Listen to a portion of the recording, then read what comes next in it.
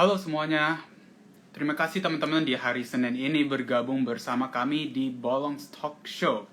Hari ini kami sudah mengundang salah satu penulis terbaik di Indonesia. Dia adalah Agustinus Wibowo. Mari langsung kita invite Agustinus untuk join ke dalam talk show kami. Let's see if he is already. Okay.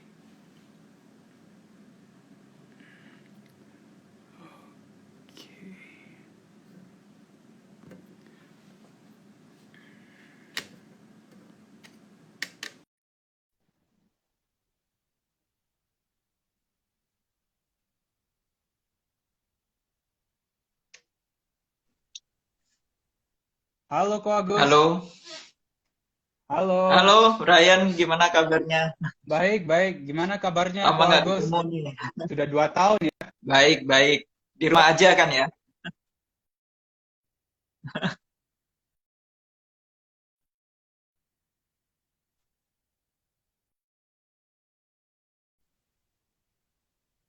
Betul, iya. Sekarang soalnya pandemi situasi kayak gini, kita cuma bisa di rumah saja. Semua pekerjaan juga WFH semua. Kalau Kak Agus gimana juga Mm-mm. juga di rumah saja ya? Ya memang sebagai penulis ya dari dulu emang di rumah ya. Cuman kan kalau penulis perjalanan sebenarnya perlu perjalanan juga. Ini udah hampir 2 tahun nggak melakukan perjalanan apa-apa Betul, nih. betul banget. Nah, sebelumnya terima kasih Mm-mm. banyak Kak Agus sudah menerima kita punya undangan untuk bikin sesi wawancara ini. Nah, sebelum kita mulai sesi pertanyaannya, saya akan memperkenalkan Ko Agus ke Sobat Bolong sebentar ya, yang mungkin belum kenal sama Ko Agus. Mm-mm. Nah, Agustinus Wibowo adalah seorang penulis dan fotografer perjalanan Indonesia. Beliau merupakan sarjana ilmu komputer di Universitas Tsinghua Beijing, yaitu Beijing Tsinghua Dashi. Pada tahun 2005, ia berangkat dari China dan memulai petualangan perjalanan darat keliling Asia hingga pernah menetap selama 3 tahun di Afghanistan sebagai jurnalis foto. Catatan perjalanannya dituangkan dalam narasi perjalanan dengan gaya non-fiksi. Buku pertamanya adalah Selimut Debu, Impian dan Kebanggaan dari Negeri Perang Afghanistan di tahun 2010. Disusul dengan Garis Batas Perjalanan di Negeri-negeri Asia Tengah di tahun 2011. Nah, buku ketiganya berjudul Titik Nol, sebuah makna perjalanan 2013 adalah sebuah catatan perjalanan dan telah diterbitkan dalam versi bahasa Inggris dengan judul Ground Zero When the Journey Takes You Home di tahun 2015. Agustinus juga menerjemahkan novel sastra China dari bahasa Mandarin ke bahasa Indonesia, di antaranya To Live, 活着, dan Chronicle of a Blood Merchant, 许三观卖血记, karya Yu Hua. Beliau sangat suka menulis dan hal itu ditunjang oleh kecintaannya terhadap bahasa. Agustinus menguasai bahasa Indonesia, Inggris, dan Mandarin. Ia juga pernah mempelajari banyak sekali berbagai bahasa di dunia seperti bahasa Rusia, Jepang, Jerman, dan secara otodidak mempelajari bahasa Kazakh, Uzbek, Mongol, dan Turki. Kalau ada yang mungkin belum tepat, mungkin bisa ditambahkan ya, Ko Agus. Mm. Mungkin bahasa Jawa nih. Bisa. Kalau saya sih belum bisa sih Ya, bahasa Jawa ini. oh belum bisa. Iya, belum Ya, bisa ini. ya saya Nah, sebenarnya jadi lancar lagi bahasa Jawa setelah pergi ke Surinam. Jadi di Surinam tahun 2016-2017, saya kebetulan dapat apa beasiswa untuk residensi ke Belanda. Jadi wow, belajar bahasa Belanda juga. Tapi kemudian nyampe Belanda, bahasa Belandanya nggak kepake sama sekali, malah banyak ngomongnya bahasa Indonesia karena riset banyak saya orang kebetulan ya. adalah tentang diaspora, tentang Ah, baik. nasionalisme orang Indonesia atau keturunan Indonesia yang ada di Belanda. Dan setelah pergi ke Suriname, akhirnya jadi lancar lagi berbahasa Jawa karena di sana juga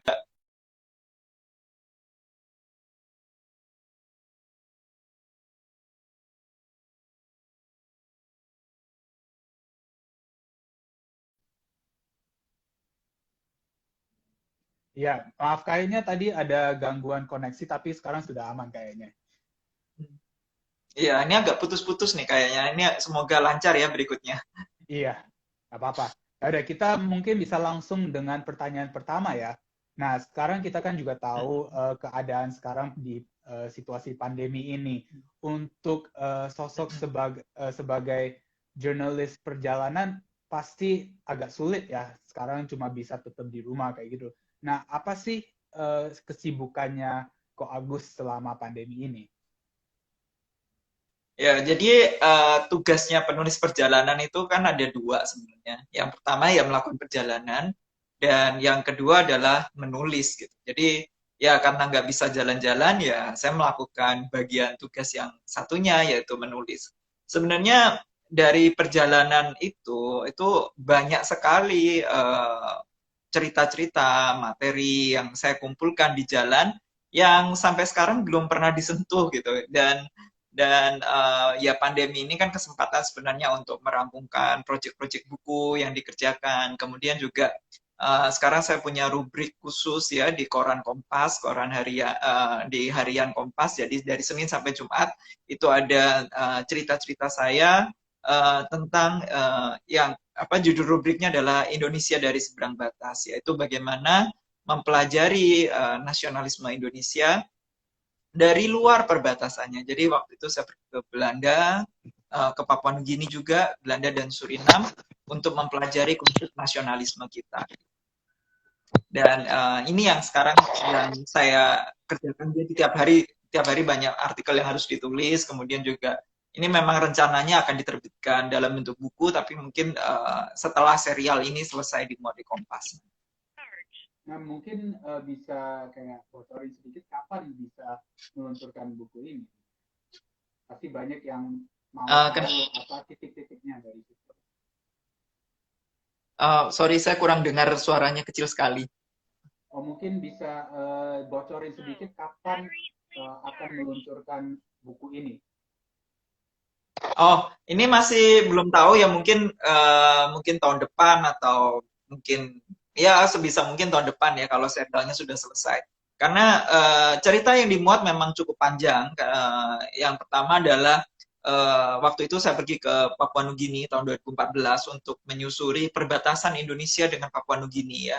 Jadi Papua Nugini ini kan negara tetangga kita gitu ya, negara tetangga yang berbatasan darat 770 km dengan Indonesia. Tapi kita hampir tidak pernah dengar apa-apa tentang negara ini, dan kita hampir tidak tahu ada apa di negara tetangga kita ini gitu. Itu yang membuat saya punya rasa ingin tahu yang sangat kuat untuk menyusuri perbatasan kita. Apalagi kan perbatasan Indonesia dengan Papua Nugini itu kan aneh sekali gambarnya, kan garis lurus aja di 141 derajat bujur timur. Nah, saya pengen tahu sebenarnya garis batas yang garis lurus itu apa sih di dunia nyata, itu kayak gimana sih. Jadi itu yang membuat saya kemudian pergi ke Papua Nugini, dan itu bisa dibilang perjalanan yang paling berbahaya yang pernah saya lakukan ya, bahkan jauh lebih berbahaya daripada waktu saya di Afghanistan dulu. Jadi kalau di Afghanistan itu saya masih kemana-mana masih bisa sendirian. Nah, di Papua Nugini ini benar-benar ya bisa dikatakan banyak daerah itu cukup lawless ya, tidak ada hukum. Jadi risiko keamanan sangat tinggi, kemana-mana selalu ditemani penduduk lokal ya tentunya. Apalagi saya juga merambahnya itu di tengah-tengah pedalaman hutan. Jadi kalau kita lihat garis batas itu ya, garis lurus itu di dunia nyata itu nggak ada garisnya, nggak ada tembok yang membatasi Indonesia sama apapun gitu, nggak ada kawat, nggak ada apa.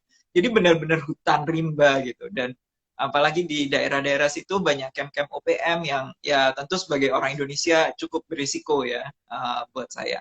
Nah, bagian yang lain adalah tentang Belanda, di mana saya belajar tentang diaspora Indonesia yang ada di situ. Jadi waktu di Papua Nugini saya belajar juga ya tentang sejarah UPM. Jadi banyak pemimpin-pemimpin gerakan itu yang ada di Belanda, dan saya rasa kalau saya tidak pergi ke Belanda, saya tidak akan bisa memahami gerakan ini gitu. Itu yang membuat saya pergi ke Belanda. Tapi kemudian di Belanda saya jadi banyak belajar tentang RMS ya, gerakan Maluku Republik Maluku Selatan. Saya tinggal di camp-campnya orang Maluku yang ada di sana. Saya bicara, saya juga berbagi cerita ya dengan aktivis-aktivis gerakan, bahkan ketemu juga dengan presidennya RMS yang ada di situ. Dan yang lebih menarik juga adalah kemudian saya pergi ke Suriname, karena di Suriname juga ada masyarakat Jawa ya yang sudah bermigrasi ke sana lebih dari 100 tahun yang lalu, tapi mereka masih sangat kental ya memelihara tradisi identitas Jawa di situ, dan itu juga membuat saya belajar untuk memahami apa sih makna nasionalisme dari sudut pandang luar gitu. Kalau kita kan bicara nasionalisme, kita sering memandang dari sudut pandang kita sendiri, tapi saya rasa satu elemen penting untuk memahami nasionalisme juga adalah dari sudut pandang luar, dari sudut pandang seberang batas, dan itulah yang proyek yang sedang saya kerjakan saat ini. Nah, betul sekali. Dari tadi bicaranya Ko Agus, saya juga dapat banyak banget pengalaman yang Ko Agus melakuin.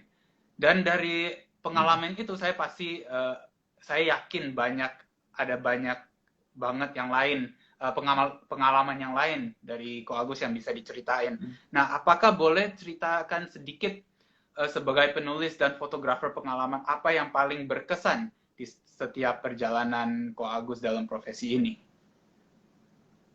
Yang paling berkesan kayak gimana ya? Buat saya perjalanan itu yang paling berkesan ya ketika saya bertemu dengan penduduk setempat, tinggal dengan mereka, kemudian mendengarkan cerita-cerita mereka, kemudian juga yang paling penting sebenarnya adalah untuk menghancurkan persepsi prasangka yang ada di dalam benak saya setelah melihat realitas. Oh, ternyata yang kita kira orang-orang ini seperti ini, ternyata kenyataannya bukan seperti itu gitu.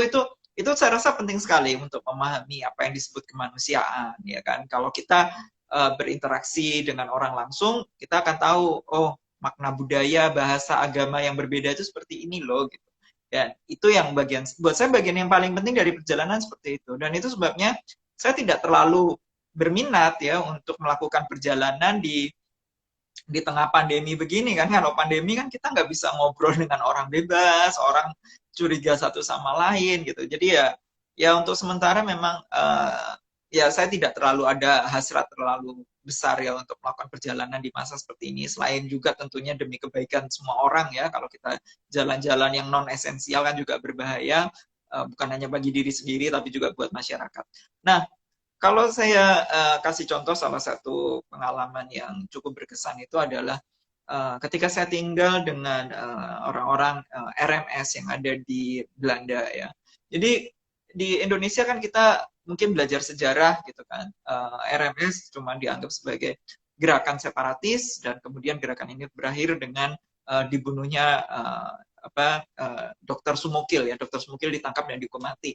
Udah, sejarah kita berhenti di situ gitu. Dan saya benar-benar nggak tahu tentang RMS, sama sekali nggak tahu sebelum saya pergi ke Belanda gitu.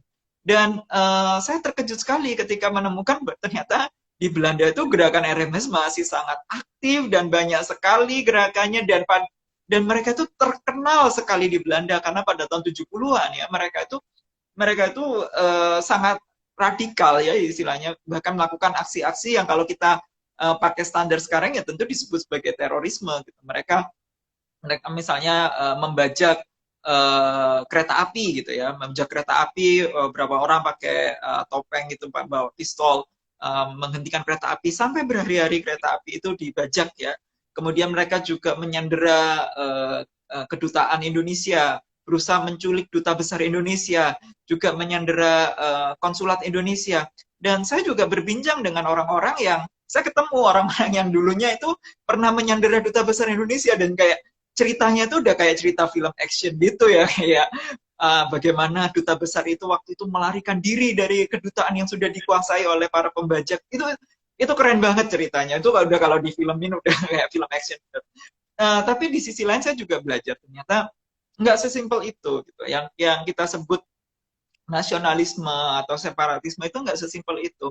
Saya jadi belajar sejarah yang baru, bagaimana orang-orang Maluku pada masa itu bisa nyampe di Belanda gitu. Mereka kan dulunya tentara-tentara Kenil ya, tentara-tentara Belanda. Jadi waktu Belanda menjajah Indonesia itu, ya tentaranya itu bukan orang Belanda, bukan orang kulit putih mayoritas, tentaranya juga orang-orang Indonesia sendiri gitu, orang-orang di Nusantara sendiri, dan banyak tentara Kenil itu yang orang Ambon gitu. Jadi setelah Belanda kemudian menyerahkan kedaulatan pada Indonesia, ya tentara Kenil ini kan harus dibubarkan. Nah tapi orang-orang Ambon ini kan dulu mereka di bawah Kenil tentu mereka banyak berperang ya melawan tentara Indonesia. Jadi ketika mereka dibubarkan, mereka tidak mau bergabung dengan tentara Indonesia, kan itu bahaya juga buat mereka. Dan akhirnya mereka mau nggak mau Belanda harus bawa mereka ke Belanda. Gitu. Dan sampai di Belanda mereka juga hidupnya menderita, dan akhirnya mereka membina semacam rasa kerinduan kepada tanah airnya, ya, kepada Maluku yang mereka rindukan, dan itulah sebabnya gerakan RMS justru sangat aktif di Belanda, dan justru para aktivisnya adalah orang-orang generasi kedua yang lahir di Belanda, besar di Belanda, nggak pernah ke Maluku bahkan, nggak pernah melihat Maluku itu seperti apa, tapi mereka menjadi aktivis gerakan Maluku Merdeka. Jadi itu yang buat saya satu pengalaman yang cukup mengejutkan ya buat saya ya, ketemu di Belanda, nggak nyangka ketemu masyarakatnya seperti ini, dan saya banyak belajar dari mereka. Nah, sebenarnya tadi juga dikatakan sama Ko Agus tentang nasionalisme ya. Nah, saat ini kan Ko Agus dikenal sebagai penulis dan fotografer Indonesia, tapi kan merupakan etnis Tionghoa. Nah, bagaimana Ko Agus akhirnya memiliki jiwa nasionalisme yang tinggi terhadap Indonesia? Ya, jadi ini sebenarnya hal yang cukup problematik buat orang Tionghoa yang Indonesia, apalagi yang besar di masa Orde Baru ya, karena memang pada masa itu cukup gencar diskriminasi. Ini Brian sempat ngalami nggak masa-masa Orde Baru? Mas, sedikit sih, tapi mungkin nggak terlalu banyak, soalnya mungkin kulitnya saya nggak sekuning kayak orang Tionghoa sih sebenarnya, jadinya banyak orang yang masih lihat saya sebagai orang Indonesia. Nah mungkin ya saya mungkin lebih kelihatan Tionghoa ya. Jadi waktu kecil sempat ya trauma. Jadi kalau keluar rumah dulu itu ya diolok-olok lah karena matanya, karena kulitnya. Itu kan kalau anak kecil udah ngalamin gitu kan jadi trauma ya. Jadi waktu kecil tuh saya jadi anak rumahan banget. Saya nggak berani keluar rumah, kemana-mana selalu ditemenin pembantu. Jadi ketakutan itu sangat besar. Dan satu momen yang membuat saya cukup mengejutkan ya tentang Indonesia adalah ketika saya besar di Indonesia, saya bersekolah di sekolah negeri di mana mayoritas siswanya adalah Muslim dan orang-orang Jawa. Jadi saya rasa hidup saya cukup melebur ya, dan mayoritas teman saya memang orang Jawa. Nah, tapi waktu tahun 99 saya mengurus paspor, jadi petugas imigrasi waktu itu menemukan ada satu digit angka yang buat mereka itu salah dalam akte kelahiran saya gitu. Jadi ceritanya papa saya itu baru mendapatkan kewarganegaraan Indonesia itu 10 hari sesudah saya lahir. Jadi itu ketahuan waktu ngurus paspor, dan mereka mengatakan saya bukan orang Indonesia, saya WNA gitu.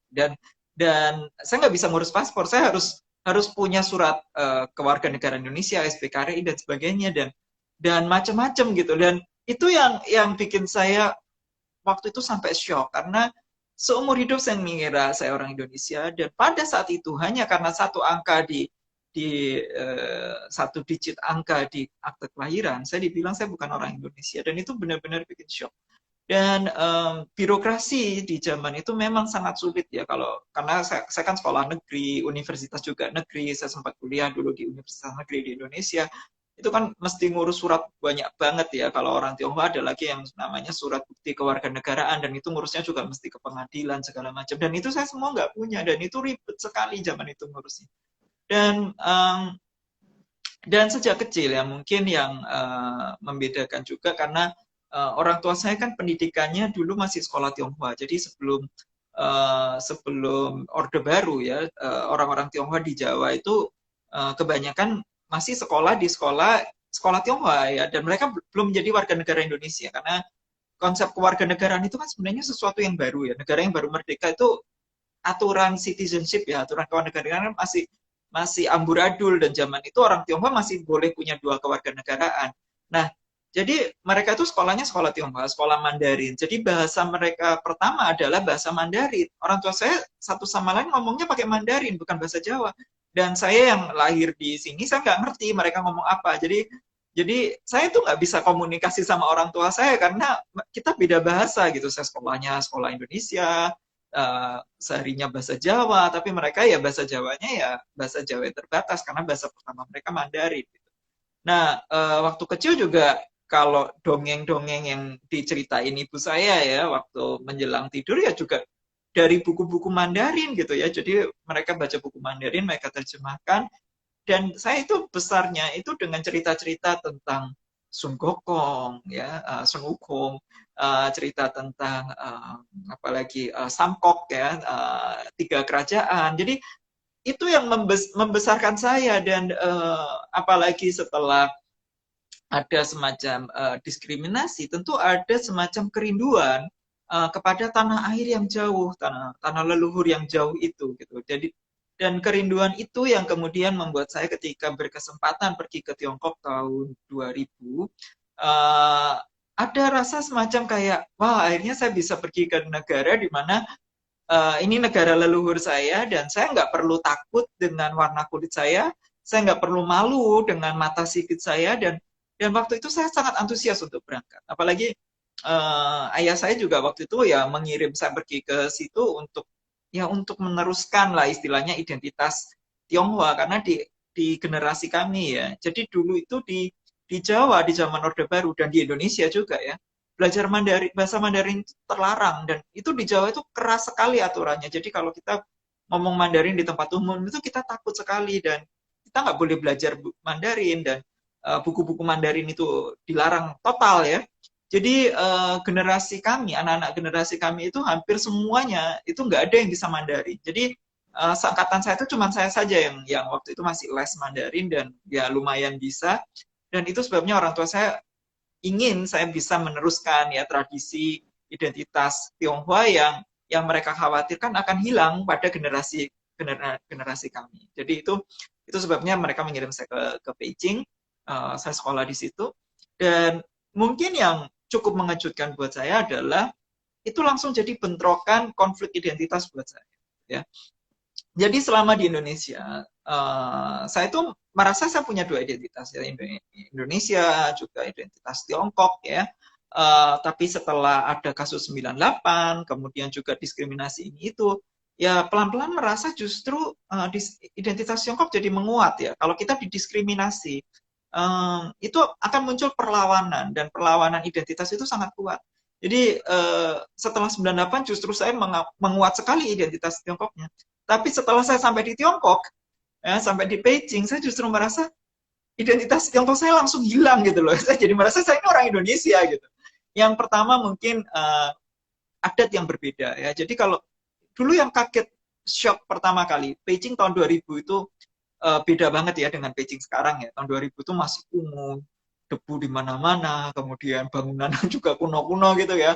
Orangnya juga kucel-kucel, dan yang paling bikin kaget itu kebiasaan meludah ya. Dulu itu orang Tiongkok itu di mana-mana meludah. Ini Brian yang pernah di Tiongkok tahun berapa dulu Brian di Tiongkok?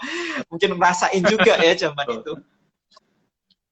Nah, itu ngeludahnya itu kan parah sekali gitu ya. Dulu itu sampai guru saya ngajar di kelas ya, ngajar di kelas itu sambil meludah gitu. Ya pakai tisu sih, cuman kan ngeri juga lihat guru meludah di kelas gitu ya. Itu yang bikin shock. Jadi waktu kecil ya, saya kalau meludah di jalan, itu saya langsung ditampar sama mama saya. Tampar, dia bilang, kita orang Tiongkok itu nggak pernah meludah ya. Kamu jangan seperti orang Indonesia, kita orang Tiongkok nggak pernah meludah gitu. Nah, nyampe di sono, kok orangnya pada meludah semua. Jadi kayak saya sampai bertanya-tanya, ini bener nggak orang Tiongkok kayak gini? Ini bener nggak kita nih satu leluhur yang sama? Itu jadi konflik identitas yang kuat sekali ya. Dan saya merasa benar-benar di Tiongkok itu saya diperlakukan sebagai orang asing, bukan diperlakukan sebagai kayak wah ini saudara sebangsa yang pulang dari negeri seberang. Enggak, gitu. Ya, paspornya paspor Indonesia, ya orang asing ya di situ, bayar SPP-nya SPP orang asing, tinggalnya juga harus tinggal di apa asramanya orang asing, nggak boleh tinggal di asramanya orang Tiongkok ya. Itu yang bikin rasa, oh ya saya bukan orang sini juga gitu. Ini juga bukan rumah saya, ini juga bukan tanah air saya.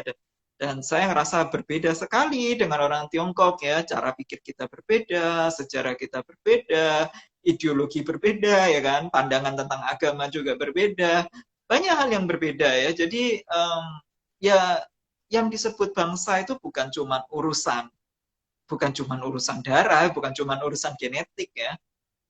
Yang disebut bangsa itu banyak hal dan itu ada dalam pikiran kita. Itu yang kemudian saya menyadari, dan itu juga sebabnya kenapa saya kemudian melakukan perjalanan ya. Kalau saya di Indonesia nggak merasa di sini rumah, di Tiongkok juga nggak ngerasa ini rumah, terus di mana itu rumah gitu, tanah air itu apa, dan itu yang kemudian membuat saya melakukan banyak perjalanan ke negara-negara lain.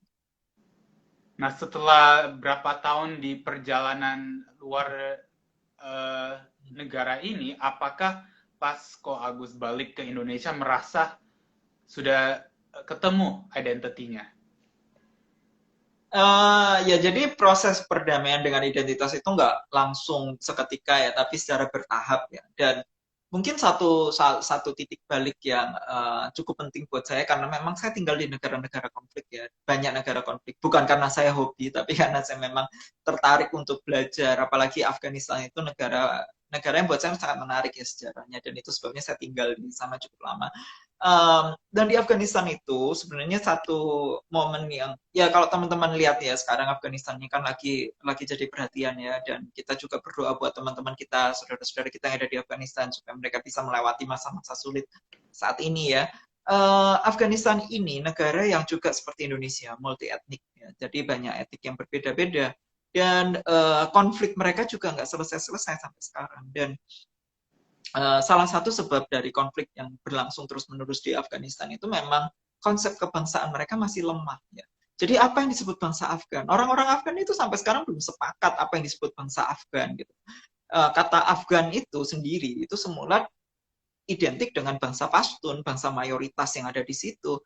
Jadi bangsa-bangsa minoritas yang ada di sana kayak orang Tajik, orang Uzbek, orang apalagi orang Kirgiz, itu enggak, orang Hazara ya kan, itu mereka nggak merasa diri mereka Afgan, yang Afgan orang Pashtun gitu.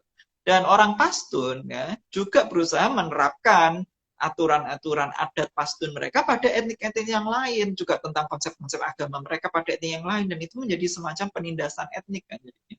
Dan itu sebabnya konflik etnik itu nggak kelar-kelar di Afghanistan. Jadi setelah perang Soviet ya, kemudian juga Afghanistan perang saudara, kemudian masa Taliban, bahkan di masa pendudukan rezim yang didukung Amerika, ini nggak kelar-kelar masalah ini gitu.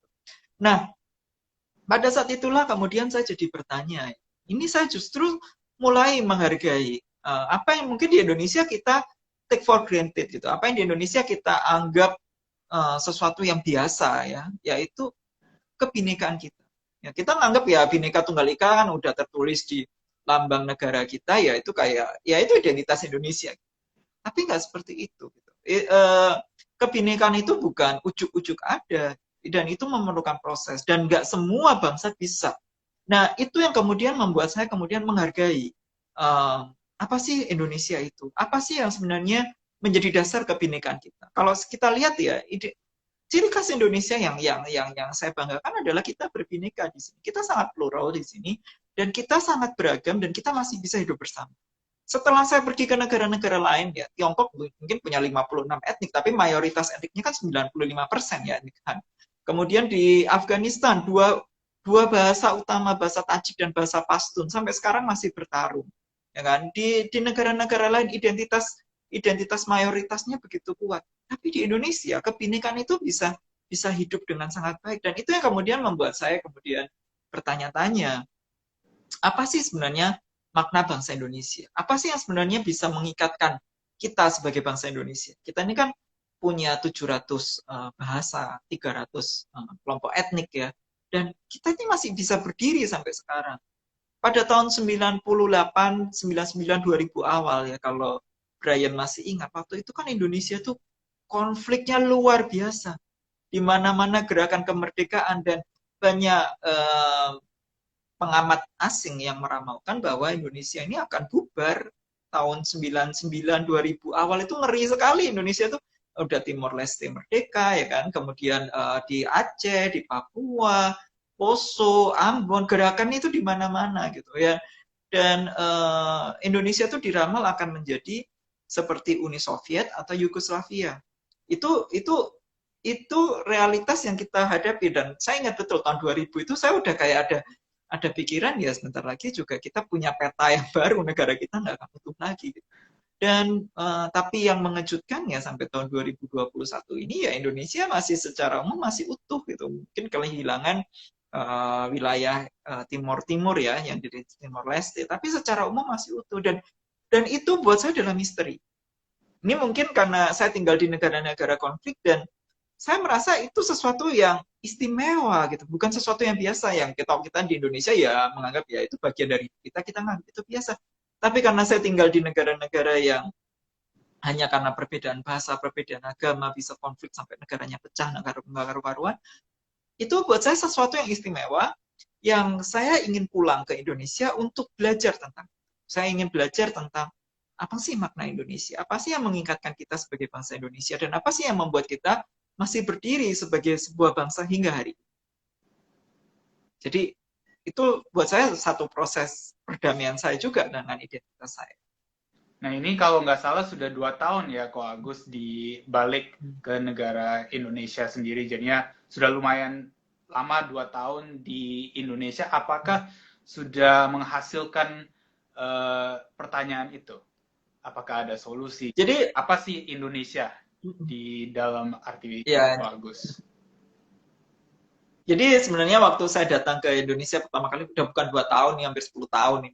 2013 sebenarnya saya pulang dari Beijing ya, meninggalkan Beijing itu. Saya berarti di luar negeri itu hampir 14 tahun. Jadi 2013 itu pulang. Pulang ke Indonesia tuh culture shock sekali. Karena ya karena udah lama tinggal di luar ya, udah kebiasaan tinggal di luar gitu. Nyampe sini juga kaget gitu. Misalnya saya tinggal lama di Beijing ya. Di Beijing kan ritme hidupnya cepat. Orang jalan cepat, kerja cepat gitu ya. Masuk di Indonesia jalannya trotoarnya sempit, kemudian yang di depan ini jalannya gandengan tangan, terus jalannya pelan-pelan. Ini mau nyalip nggak bisa nyalip, itu kan kesel banget gitu ya. Itu pertama kali culture shock saya. Tapi tentang pertanyaan tadi gimana kemudian saya memahami Indonesia ya ini juga butuh proses dan saya juga melakukan perjalanan keliling Indonesia. Saya pergi ke Toraja misalnya untuk belajar tentang agama.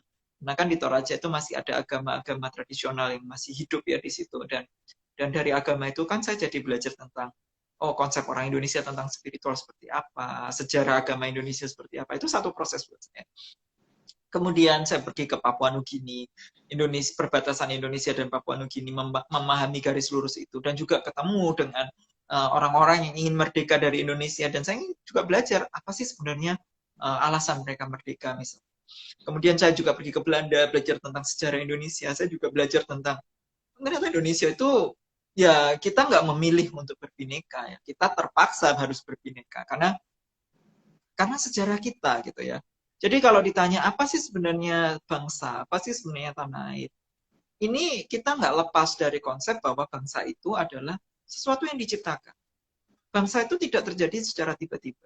Identitas bangsa juga tidak terjadi secara tiba-tiba. Pertama kalau kita lihat ya sejarah Indonesia, yang dulunya sebelum Indonesia merdeka, ya orang Toraja ya nggak ada urusan sama orang Jawa, orang Jawa ya nggak ngerti apa-apa tentang orang Ambon. Ini adalah tempat yang sangat terpecah belah gitu ya, dan sebenarnya yang menyatukan Indonesia secara sejarah itu adalah kolonialisme Belanda. Kalau nggak ada kolonialisme Belanda, nggak akan ada Indonesia hari ini. Ya, jadi wilayah Indonesia yang menyatu seperti sekarang ini adalah warisan dari kolonialisme Belanda. Dan itu pula yang kemudian menjadi dasar negara Indonesia dan bangsa Indonesia. Jadi perbatasan Indonesia ini kan warisannya Hindia Belanda. Bahkan kedudukan kekuasaan Jakarta atas Papua misalnya, itu kan juga dasarnya adalah, dalilnya juga adalah dulu Papua adalah bagian dari Netherlands Indie kan, dari bagian dari Hindia Belanda. Jadi apa yang kita warisi sebagai Indonesia ini adalah jejak kolonial. Dan yang kita sebut sebagai kebinekaan, ya, ini bukan karena kita memilih orang Papua pengen masuk Indonesia atau orang Ambon pengen masuk. Ini adalah juga warisan ya dari kolonialisme itu. Yang kita mau nggak mau karena kita mewarisi wilayah ini ya, wilayah yang sangat beragam ini, ya kita nggak mau harus hidup bersama dengan keberagaman etnik. Apa yang membuat kita hidup sampai sekarang adalah janji bahwa semua bangsa, semua elemen bangsa ini adalah setara, ya kan? Tidak ada mayoritas yang mendominasi minoritas. Jadi itu yang kemudian menjadi janji yang dipegang ya, supaya orang dari berbagai latar belakang etnik, agama, dan bahasa yang ada di Indonesia ini menjadi bagian dari bangsa Indonesia. Dan itu adalah janji kesetaraan etnik, kesetaraan bangsa. Dan kesetaraan bangsa itu adalah komitmen yang sebenarnya harus dijalankan oleh sebuah negara bangsa. Dan ini sebenarnya bukan hanya ada di Indonesia. Kita lihat negara yang punya sejarah yang mirip dengan kita ini adalah India. Misalnya. India juga lahir dari kolonialisme Inggris. Kalau nggak ada kolonialisme Inggris juga nggak ada India yang segede sekarang, ya kan? Orang Dravida sama orang Hindi yang berbahasa Hindi di utara dengan orang Dravida yang berbahasa Dravida di selatan, ya kan? Itu sebenarnya dua bangsa yang berbeda, tapi mereka menjadi bangsa India yang sama karena kolonialisme Inggris, ya kan? Nah, itu juga yang kemudian mereka sampai sekarang juga banyak masalah yang nggak selesai di situ. Misalnya masalah bahasa. Di India sampai hari ini, bahasa yang dipakai itu, bahasa resmi mereka adalah bahasa Inggris. Orang Dravida nggak mau pakai bahasa Hindi. Orang Dravida di selatan ya, di Tamil, orang-orang Tamil nggak mau berbahasa berbahasa Hindi. Jadi ketika orang India, orang Hindi dengan yang berbahasa Hindi dengan orang yang berbahasa Tamil ketemu, mereka pakai bahasa Inggris. Karena mereka itu merasa itu bahasa setara. Nah, untungnya di Indonesia ini yang dipakai sebagai bahasa nasional ini kan bukan bahasa mayoritas. Dasar bahasa Melayu kita, ya kan, ini bahasa orang Melayu itu semula adalah bahasa minoritas ya. Semula emang menggunakan bahasa Melayu itu cuma 7% dari masyarakat Indonesia. Saya masih ingat masa kecil saya nih ya di Jawa tahun 80-an. Itu banyak orang-orang yang nggak sekolah, itu nggak bisa bahasa Indonesia. Ya mereka bisanya cuma bahasa Jawa sama bahasa Madura. Saya rasa sampai sekarang ya kalau kita ke daerah pedalaman masih ada ya. Saya kemarin ke Toraja juga masih ketemu orang-orang yang nggak bisa bahasa Indonesia.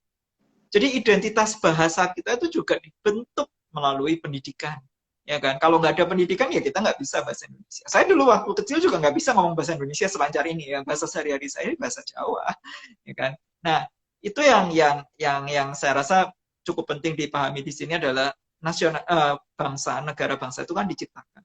Identitas kebangsaan juga diciptakan. Sejarah bangsa itu juga harus ditanamkan melalui pendidikan, ya kan? Mitos-mitos kebangsaan itu juga harus ditanamkan melalui pendidikan.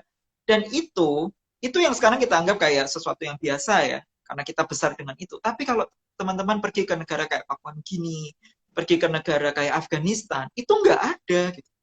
Jadi ketika mereka nggak punya itu, mereka perasaan sebagai satu bangsa itu nggak ada.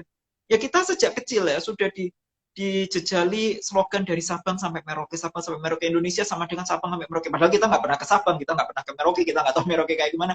Ya kita udah tahu pokoknya Indonesia Sabang sampai Merauke gitu ya. Nah, itu kita udah anggap itu sebagai sesuatu kebenaran gitu kan. Padahal itu kan sebenarnya gagasan yang bahkan kita imani saja gitu. Nah, tapi kalau teman-teman pergi ke Sabang sampai Merauke, teman-teman lihat betapa berbedanya orang-orang di Sabang sama di Merauke ya kan. Berbeda sama sekali gitu.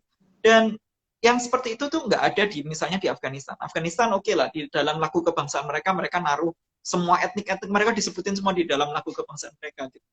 Tapi perasaan itu tuh nggak terlalu dalam, karena ini lagu kebangsaannya juga lagu baru ya, tahun 2000-an baru ada lagu kebangsaan ini. Gitu. Dan konflik-konfliknya orang-orang yang misalnya orang Hazara misalnya, mereka waktu di Afghanistan ya nggak merasa mereka sebagai orang Afgan, mereka cuma merasa sebagai minoritas yang terdiskriminasi. Di Papua Nugini, suku-suku satu sama lain masih berantem sampai sekarang. Karena ya pendidikannya belum jalan sampai ke pedalaman, konsep kebangsaannya belum ditanam. Jadi ya kita harus bersyukur ya memang dalam perjalanan panjang sejarah kita pembentukan identitas kebangsaan ya bisa diakui cukup kuat lah di Indonesia yang membuat kita sampai sekarang masih utuh sampai hari ini. Betul banget. Dari Ko Agus tadi topiknya sangat berat banget ya.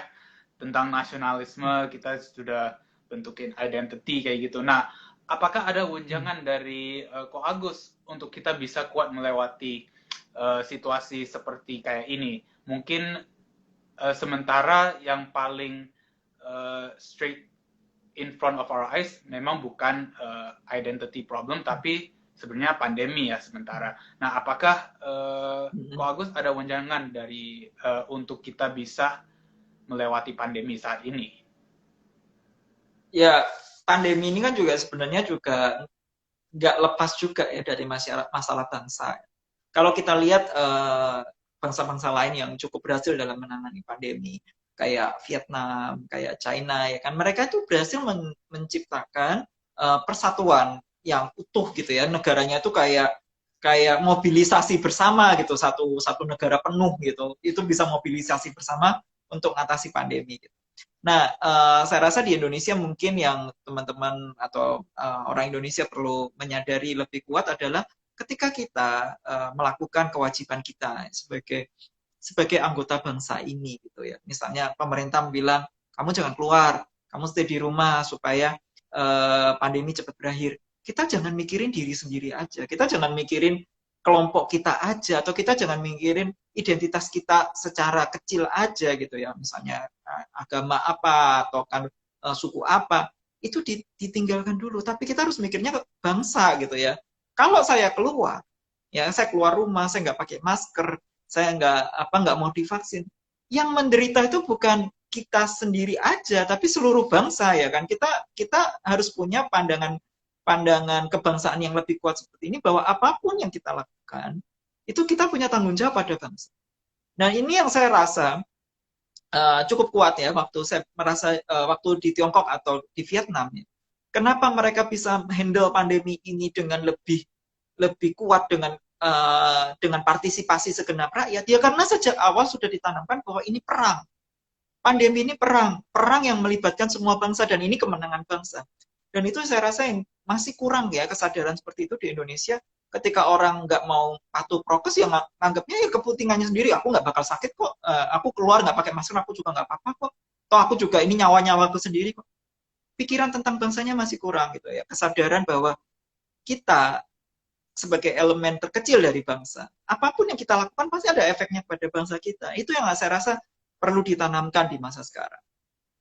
Nah, apa sih harapannya Ko Agustinus untuk generasi muda, mungkin kepada generasi yang lain-lain juga untuk bangsa Indonesia nih?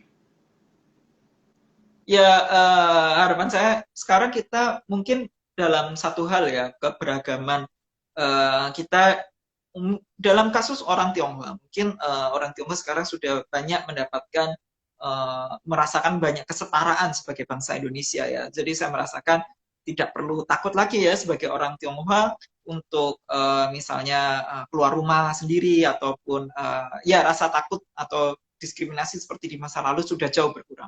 Tapi kita harus ingat bahwa diskriminasi terhadap kaum minoritas Indonesia itu masih berlangsung ya, pada saudara-saudara yang ada di Papua misalnya, kemudian agama-agama kecil, agama-agama tradisional, agama-agama minoritas, ini mereka masih mengalami diskriminasi yang besar.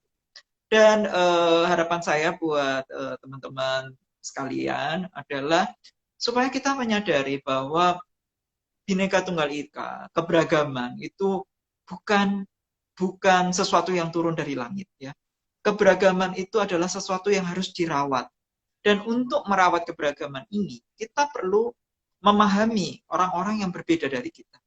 Itu sebabnya perjalanan itu penting ya. Kayak sekarang pandemi kita susah jalan-jalan, tapi kita bisa melakukan interaksi melalui media sosial. Kita harus belajar untuk mengenal orang-orang budaya yang berbeda dengan kita, dan menyadari bahwa mereka adalah bagian dari bangsa yang sama dari kita.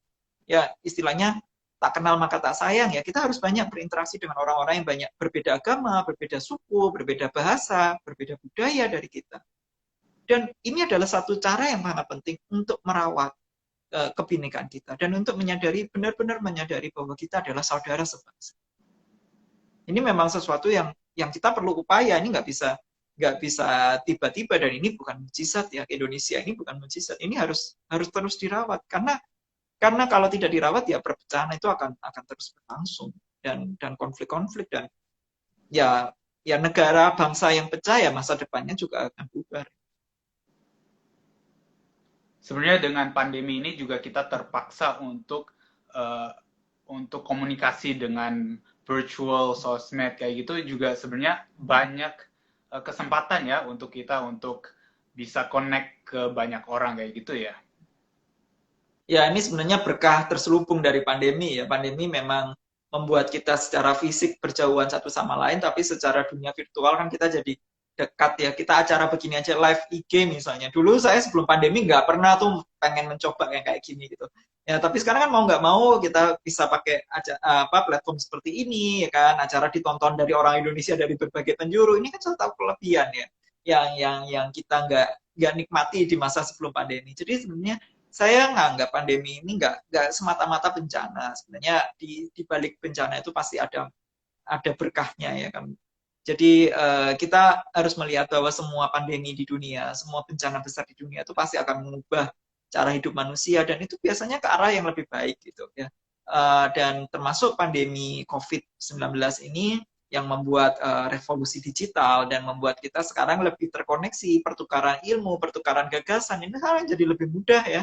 Jadi kalau misalnya zaman dulu susah banget kita mau nyari buku yang sesuai dengan yang kita mau, sekarang kan informasi melimpah ruah di YouTube, di IG, kan kita bisa belajar apapun yang kita mau, dan kita bisa terhubung dengan orang-orang tanpa lagi batas geografi. Dan ini adalah salah satu berkah terselubung dari pandemi. Terima kasih banyak Ko Agustinus sudah bergabung dengan kami di Polong Talk Show. Dan sebelum kita selesai dengan sesi ini, apakah saya boleh minta Ko Agustinus untuk mengucapkan selamat hari ulang tahun ke-76 Republik Indonesia? Ya, saya mengucapkan Dirgahayu Indonesia yang ke-76. Semoga bangsa ini terus bersatu dan terus berjaya, dan bisa melewati masa-masa yang sulit ini untuk menyongsong masa depan yang lebih baik. Terima kasih banyak, Ko Agustinus. Selamat malam dan makasih selalu ya. Semoga kita bisa bertemu lagi mungkin di setelah pandemi sudah berlangsung ini. Amin, amin. Dan semoga juga teman-teman di sini tetap patuh mengikuti prokes ya, dan supaya pandemi kita juga cepat berakhir. Terima kasih banyak, Ko Agus. Makasih Ben. Sehat-sehat selalu. Salam sehat. Terima kasih juga teman-teman sudah menyaksikan talk show malam ini. Kami akan kembali pada masa depan. Stay tuned and stay healthy. Thank you.